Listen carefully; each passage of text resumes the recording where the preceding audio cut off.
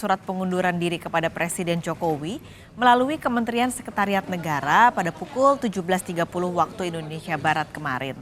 Mentan menyerahkan surat pengunduran diri ditemani Menteri Lingkungan Hidup dan Kehutanan Siti Nurbaya Bakar. Syahrul pun menyatakan ingin bertemu Presiden Jokowi dalam waktu dekat.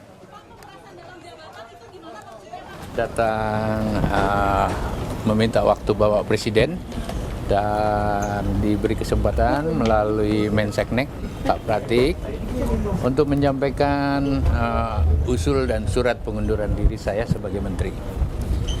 Alasan saya mengundurkan diri adalah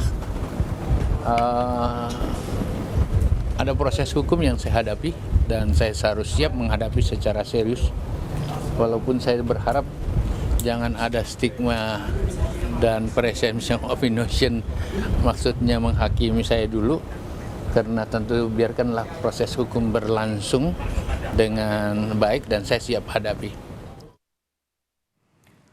Pasca pengunduran diri Menteri Pertanian Syahrul Yassin Limpo, Mensesnek menyebut belum ada arahan dari Presiden terkait siapa yang akan menggantikan posisi Mentan.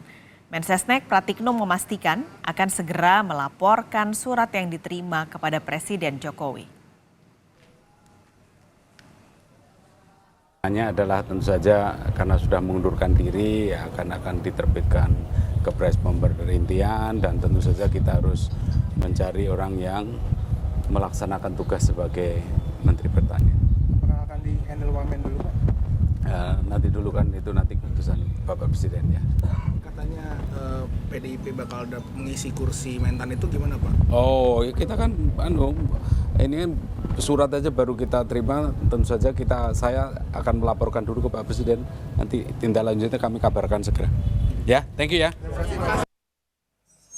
Sementara itu, Wakil Presiden Ma'ruf Amin memastikan kasus Mentan Syahrul Yassin Limpo tidak akan mengganggu kinerja Kementerian Pertanian.